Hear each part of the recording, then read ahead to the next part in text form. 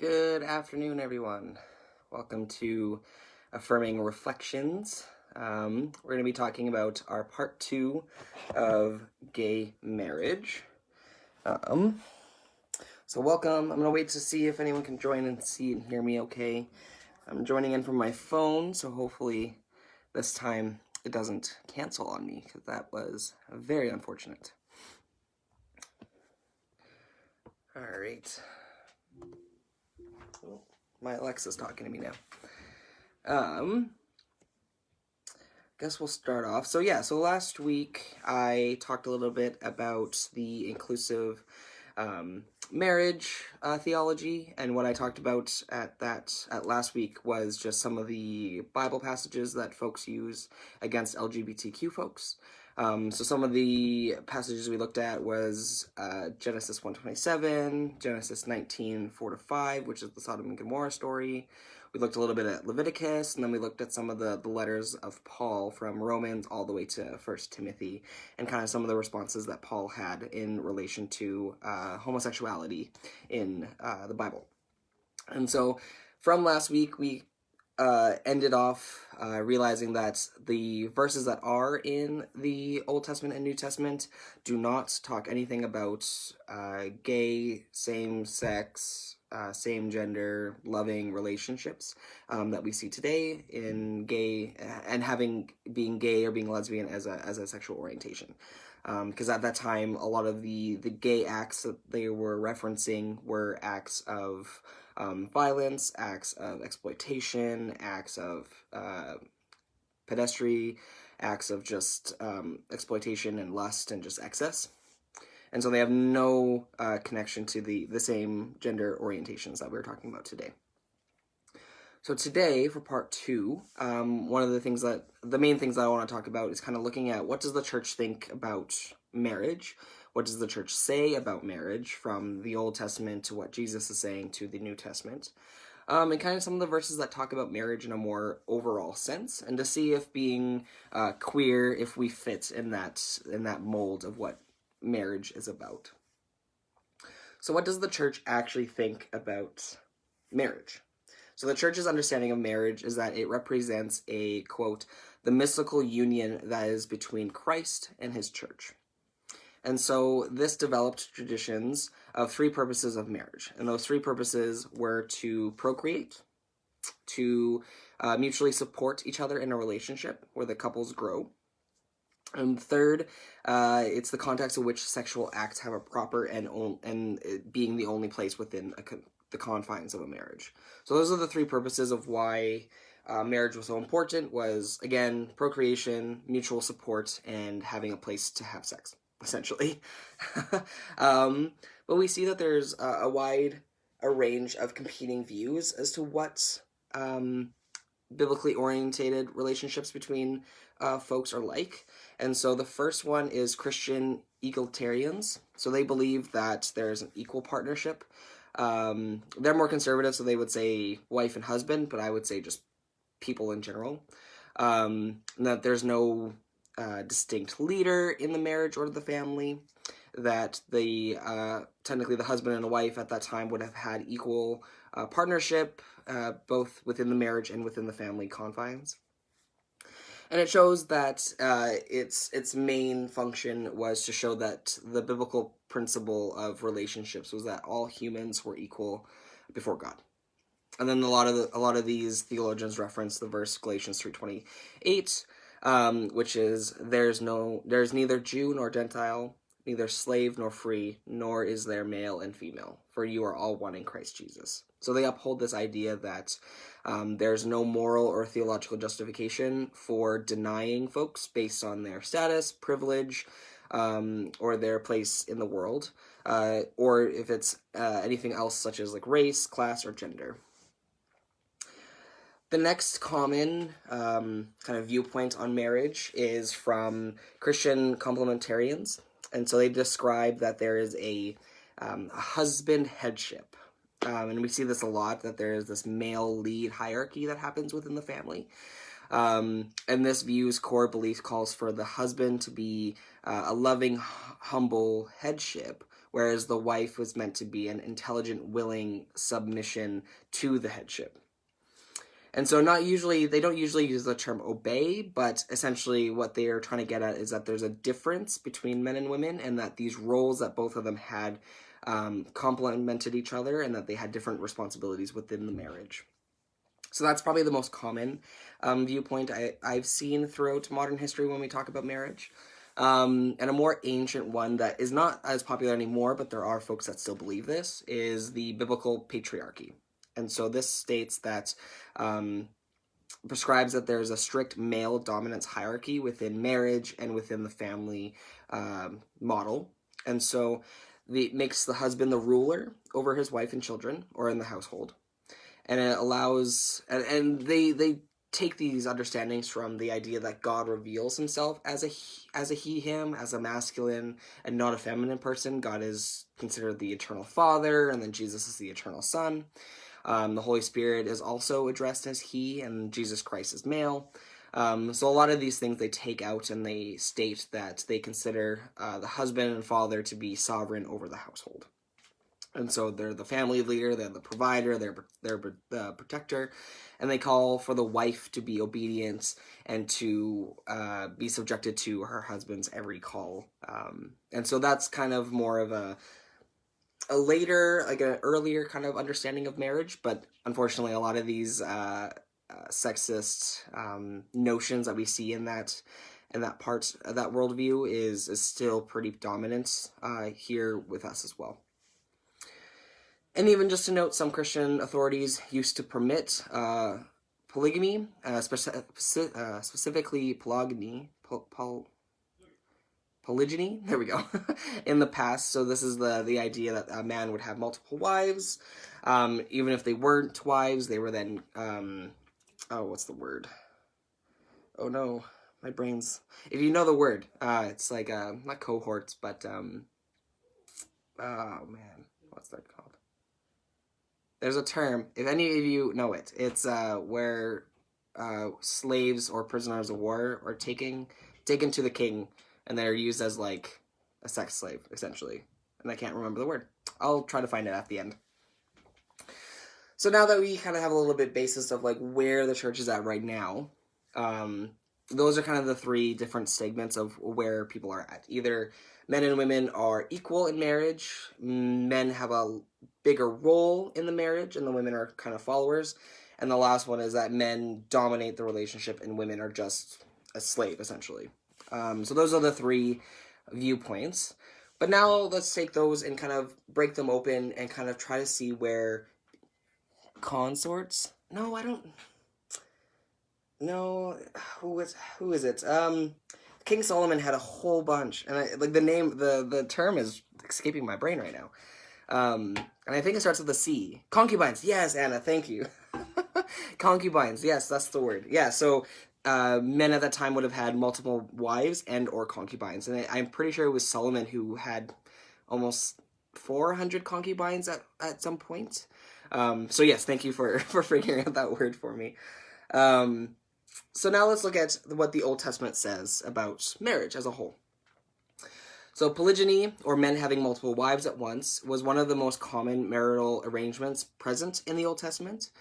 Yet scholars doubt that it was very common just because of the amount of wealth that was needed to practice it. You needed to have a lot of money, a lot of farmland, a lot of animals in order to provide for multiple wives and multiple children. But a lot of biblical patriarchs and kings of Israel were described to engage in a lot of polyamory and have a lot of polygamous relationships.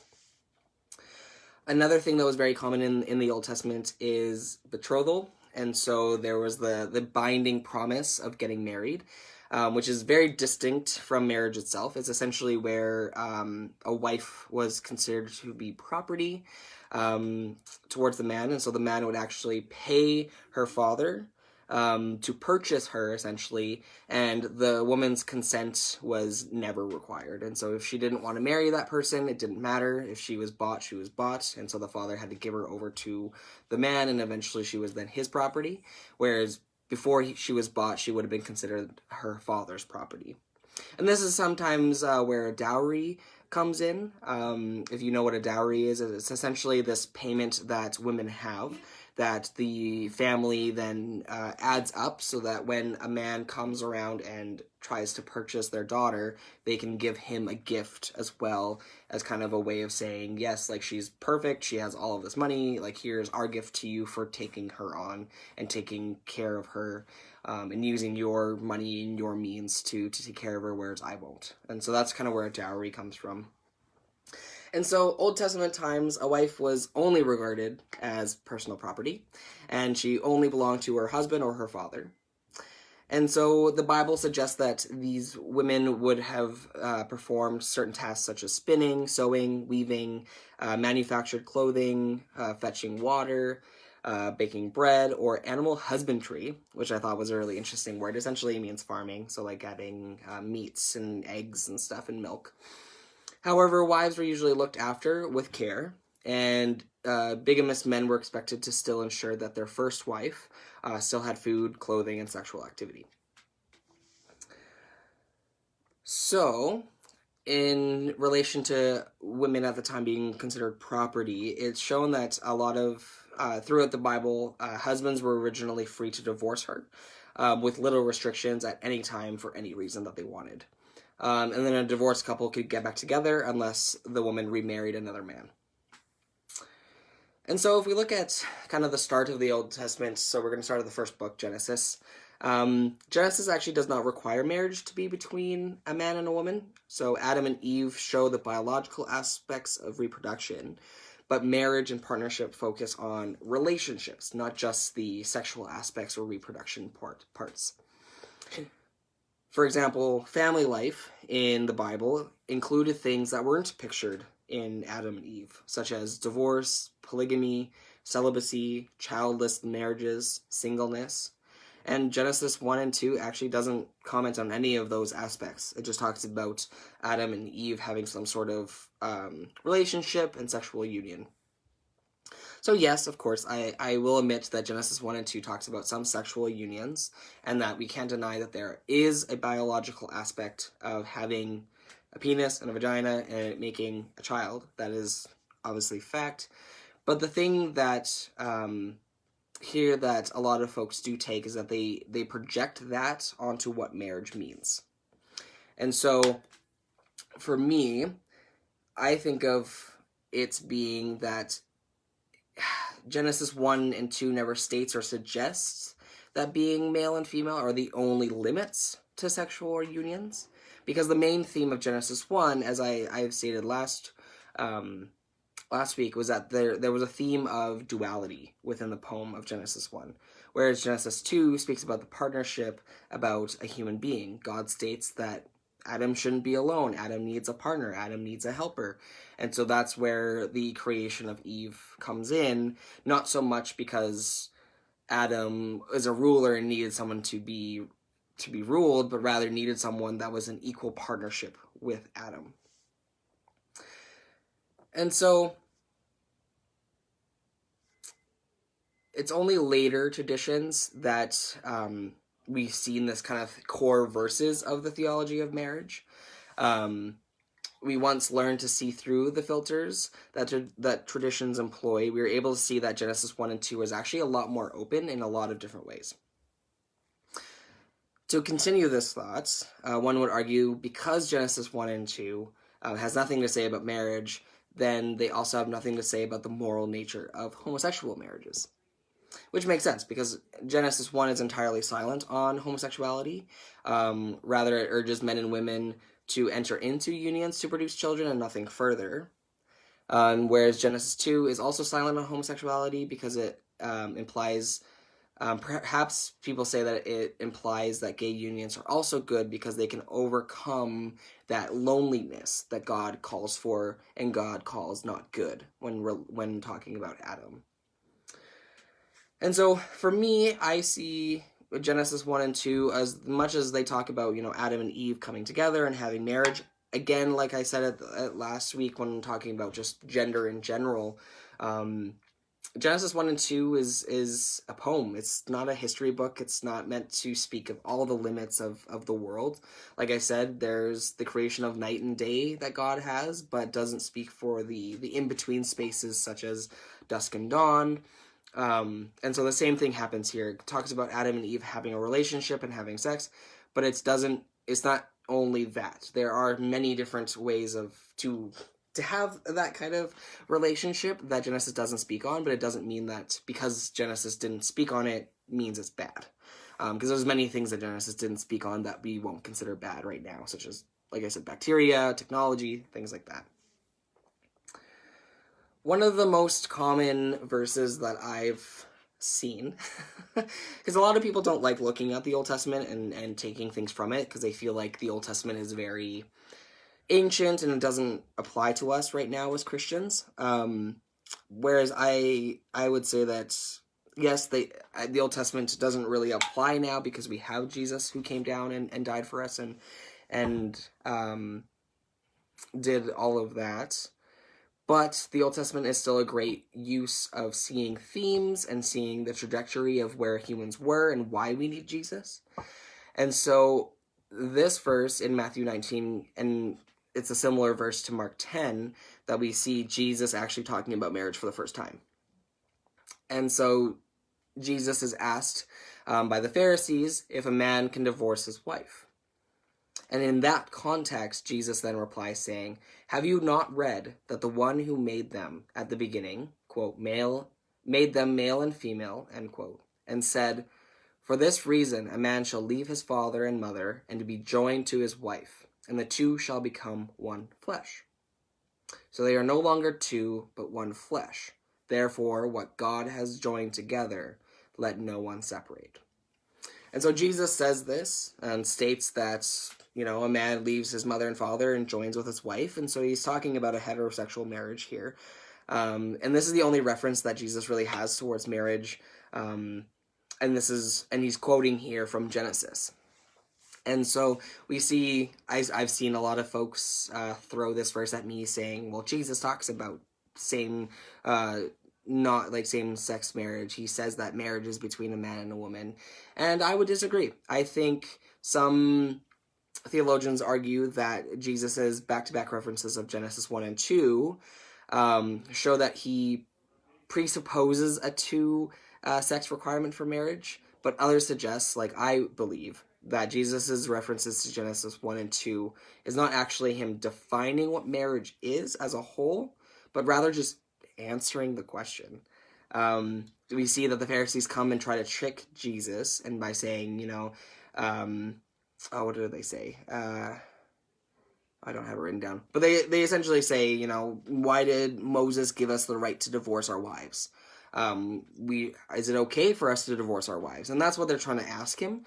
And so Jesus kind of claps back and says, you know what? No, like, God wanted people to be in relationship with each other, so let no one separate that. And he's distinctly answering the question, not so much giving a profound exegesis of what the theology of marriage means. So that would be my response to that. So Jesus was talking about marital permanence as God's ideal. Jesus was talking about the husbands and wives, the males and females who were already in marital relationships at his time, because that's what the religious leaders, the Pharisees, were talking about and asking about. So Jesus actually says nothing, absolutely nothing, about same-sex acts or sexual orientation. Jesus never discusses same-sex marriage. And many believe that the reason why he didn't actually talk about or define marriage was because his definition of marriage already included it. He was not silent on the topic, as others claim. So just because Jesus has an obvious approval of traditional heterosexual marriage from his comments to the Pharisees in Matthew, there's no way to imply that he would necessarily disapprove of same-gender relationships. It's like me saying I like ice cream, but just because I like ice cream automatically means I don't like pie.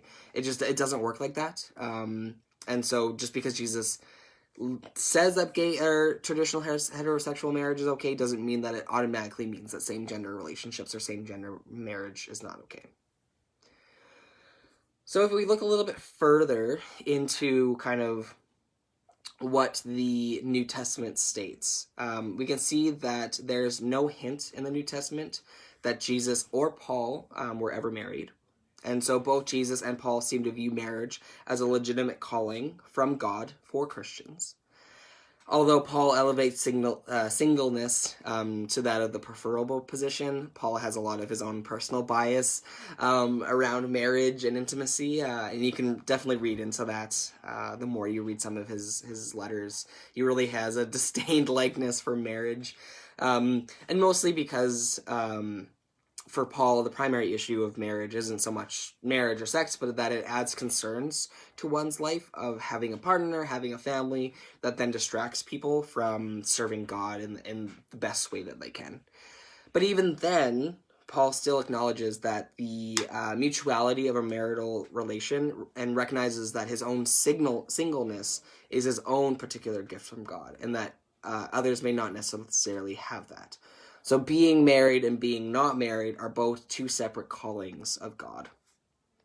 And he even writes in 1 Corinthians 7-8 that, "Now to the unmarried and to the widows I say, it is good for them to stay unmarried, as I am. But if they cannot control themselves, they should marry. For it is better to marry than to burn with passion." And I think this is a really interesting story. If many of you maybe know, Matthew Vines is I don't know if he's a theologian, but he wrote a book called God and the Gay Christian. And he was one of the first people to really break open these verses and kind of talk about being gay and what that means in a more academic sense.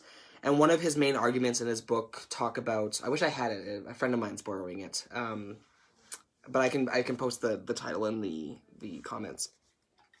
But he essentially talks about this idea that there's this overarching theme with anti-gay marriage in the Christian church of saying, no, you can't be gay, you choose to be gay, so just stop choosing to be gay. And that was a big theme for many, many years. But then once science kind of took hold and it became popular opinion and fact that being gay was not a choice and rather it was a biological aspect of being human, then the church shifted their focus and said, okay, it's okay for you to be gay. You can identify as gay. You can have same-sex relation or like attractions, but you cannot act on those attractions. And so for a lot of conservative Christians now, they would say it's okay to be gay, but you can't be in a gay relationship. You can't have gay sex. You can't get married, and that you have to live a life of celibacy, or you have to get married to a woman.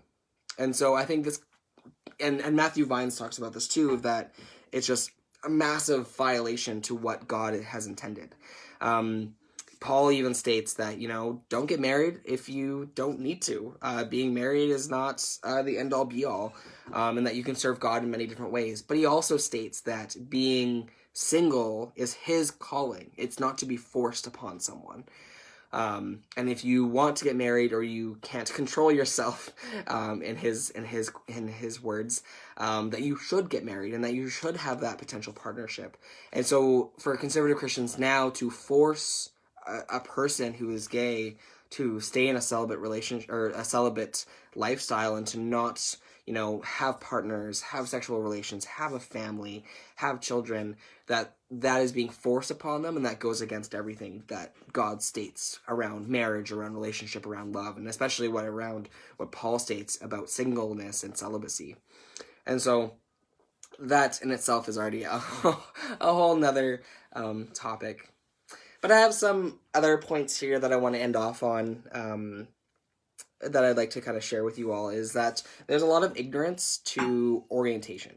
This is a big argument that I have, and everyone's different. It depends on how you understand and interpret the Bible.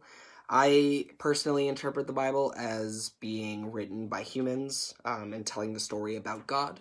I do think it's God-inspired to some degree, but I don't think it was personally written by God. And because of that standpoint that I hold, it is easy for me to understand that there's ignorance on orientation. So biblical authors didn't know about orientations. They just assumed that everyone was heterosexual. Being gay wasn't really a thing back then, as much as there were obviously heterosexual intimacy and sex that was happening, and we see that obviously because the Bible speaks on it. But they never understood it as being gay or being lesbian, or having some sort of orientation. They just assumed it was straight people having gay sex. And so, since we know more about being gay and sexual orientation and all of that understandings and how we've grown with that, we need to now draw new conclusions on homosexuality and on gay marriage, because we haven't done that yet. We're looking at very old texts that are heteronormative. We are looking at, biblical commentaries that were written by heteronormative, cis, white males. And so these are the lenses that we're seeing this through. So now with our newfound understanding of sexual orientation, being gay, and this idea, we need to project that into what we're reading, and we need to understand the context behind kind of where we're referencing from, and trying to find that balance between what we know now and what they knew, and finding that balance of what does that mean for us now. Another aspect is wherever sexual intimacy is discussed, or analogies or metaphors are used throughout the New and Old Testament, we see that there are a lot of paradigms and safeguards that assume that heterosexuality was normative. And we see that every time they talk about marriage, they say like wife and the husband, the man and the woman, and they always have these male-female type dichotomies. And I don't believe it's because God only supports being in a heterosexual marriage, or that the only type of relationships that can be intimate in that way have to be between men and women. I think it's due to the paradigms of heteronormativity within the Bible, within that context, within that time frame. And so another argument that folks have is, can you really condemn something which you don't have a word for? How exactly how can this condemnation be stated? And that's what a lot of folks kind of focus on, is that God or the Bible doesn't really speak on same-gendered relationships as we know now. And so because there was no word or understanding of what we're explaining now, that there was no way for them to be able to condemn something.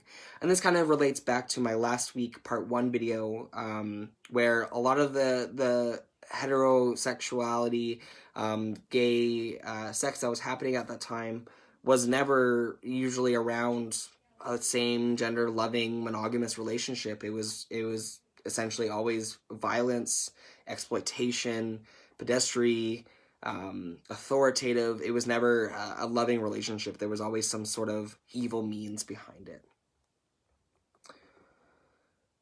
Let's see. All right, talked about that. So, and there's even other arguments that talk about the biblical revelation of God as the Trinity.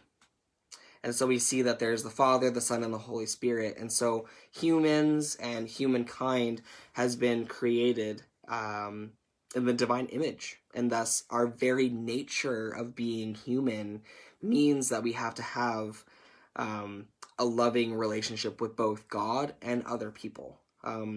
God themselves is a trinity, is a relationship between the Father, the Son, and the Holy Spirit, and we embody that. We are imaged. That relationship, that triune relationship, is imaged in us, where we have that relationship of our relationship with ourselves, relationship with God, and relationship with one another. So now, kind of to wrap things up with our theology of homosexuality from last week, some of the theology of marriage this week. Can we really answer the question, is same-sex marriage allowed? And for me, the answer is yes. If we look at the context of the verses that are stated, and the paradigm or the patterns of marriage throughout the Old and New Testament, we can see an overarching theme of love and partnership regardless of gender. Some of the verses that I like to kind of share with you that kind of states more general biblical theology has no gender in it. And even if there is gender, again, it's coming from a very heteronormative worldview that we must keep in mind when we're reading it. So the first one is 1 Corinthians 13, 4-7. This states, many of you probably know it, "Love is patient and kind. Love does not envy or boast. It is not arrogant or rude. It does not insist on its own way. It is not irritable or resentful. It does not rejoice at wrongdoings, but rejoices with the truth. Love bears all things, believes all things, hopes all things, endures all things. And so for me, that's a great way of explaining what marriage is supposed to be like. And I don't know about you, but for me, I can definitely see that within both heterosexual and homosexual relationships and marriages. And even sometimes I've seen not this type of love in both types of marriages. And so having love be the most important thing, I think, can be found in both in both straight and gay marriages.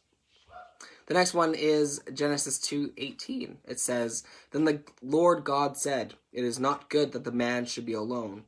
I will make him a helper fit for him.'" And so here we see that the Hebrew only uses male dominant pronouns, and so it states that Adam or Adamah, which means ground creature, is male, but the text doesn't actually forbid it to be not just male. So for me, when I read this text from the context of knowing that Adamah or Adam is a gender queer being, it states that it's not good for Adamah, or this earthling, to be alone. And so what God is noticing is that loneliness sucks, and that we are naturally relational beings, and that we must find a helper that's fit for us. And if that helper is female, if it's male, if it's an intimate partner, if it's a friend, if it's a pet, I think there are many different ways in which we can use this verse and see that for us, we all need a helper. And for us, it's going to be a diverse of helpers. It's going to be friends, it's going to be our parents, our siblings, like I said, pets. But it could also be an intimate partner, regardless of what gender they are. We can go even further to 1 Peter 4 verse 8, which states, "Above all, keep loving one another earnestly, since love covers a magnitude of sins." And so here we see the overarching theme of love being the most powerful part of marriage. And so if your marriage has love in it, I think you're doing something right. The next one is Psalm 85, verse 10. "Steadfast love and faithfulness meet. Righteousness and peace kiss each other." And again, it goes back to 1 Corinthians, where love is patient, love is kind. It's this idea of being patient and kind and respectful to our partners. 1 John 4, verse 7 states, "Beloved, let us love one another, for love is from God. And whoever loves has been born of God and knows God." Again, that love theme. Ephesians 4, verses 2-3 states, "With all humility and gentleness, with patience, bearing with one another in love, eager to maintain the unity of the Spirit and the bond of peace." And ending with 1 Corinthians before, or a little bit later after the "love is kind" verse states, "So now faith, hope, and love abide. These three, but the greatest of these is love." And so from last week, with the verses stating that being gay is not a sin, the being in a same gender relationship as we know now was not what they were talking about back then. What they were talking about was a very violent, exploitative way of having same-sex sex. And now today, with what the church thinks and where it's come from, and some of the main verses of marriage being about love, about kindness, about equality, about being with one another in relation, about loving God with each other, about having a family. I think a lot of these things are paradigms that we can bring with us to other marriages. And so for me, when I read it, I don't read it as a literalistic text. Reading the Bible in a very literal way is a very modern way of reading it. A lot of folks who were ancient theologians, or who were Jewish theologians as well, none of them would read it alone, and none of them would read it in a very literal way. They always read the Bible in a very, very metaphorical, story-like way. And it's also recently that if we look at it saying, wife women are subdued by their husbands and husbands subdued to their wives and all of these things. I don't think it literally means just men and women. I think it is an overarching theme of marriage that we need to pull out of the Bible and apply it to different relationships. And so having, same gender relationship, being in a same gender marriage, all of these things still apply, being equal with your partner, having love that is patient and kind, having your body be subjected to your partner, and likewise, all of those verses that a lot of conservative Christians use against, women, against gay marriage, a lot of those verses, if you look at the overarching theme behind them, they're so profound, and they're so much more open, and they can be applied in so many different ways, and not even just marriages, but even like relationships, having families, like all of it can break open. There's so many different types of families now, with foster kids, with mixed orientation marriages, with partners who co-parent, with friends who co-parent. Like there's so many different ways of parenting and family life now, that it's so hard to stay traditional, whatever that traditional was. So that those are kind of like my reflections on it. I would like to do a part 3. The only thing is, like, I personally have a hard time finding a lot of verses that go against gay marriage. A lot of them that I've seen kind of relate to just standard heterosexual or homosexual verses. So the verses that I spoke about last week, those are the only verses that a lot of people throw at me when it comes to gay marriage. So if there's any verses or stories in the Bible that you would like me to kind of debunk or look at and kind of share my reflections on, in regards to gay marriage or any other type of marriage, if you want to talk about polygamy, if there's any type of verses that you see that you would like me to kind of look into, break down, and share a little bit more about it, please do. Because, yeah, these are kind of the verses that I've seen throughout my past, and that's why I kind of debunk these ones, because these are ones I'm familiar with. But, yeah, if there's any other verses or stories that you feel is fitting and that you'd like for me to kind of break open, please let me know. But thank you, everyone, for joining me this morning or this afternoon, and for joining me last week to kind of talk about my part 1 and part 2 of inclusive marriage. There's so much more to talk about, so this topic's definitely not over. I'd like to do a little bit more, but this is kind of an introductory portion until I can have a little bit more time to maybe do a larger piece, or maybe I'll make a resource that talks about inclusive marriage as a whole, and I'll do a lot more study on that. But these are kind of the reflections that I have and that I've seen in the past, about some of the bigger portions of what marriage means and how gay marriage fits within that theme. So thank you for joining me. I love that you all come to watch, and I appreciate you helping me find that word, concubines. I appreciate it. My brain was not working today. It's been a long week. So all right, I hope you all have a great and wonderful week this week, and I will catch you all next Monday at noon. Take care, everyone.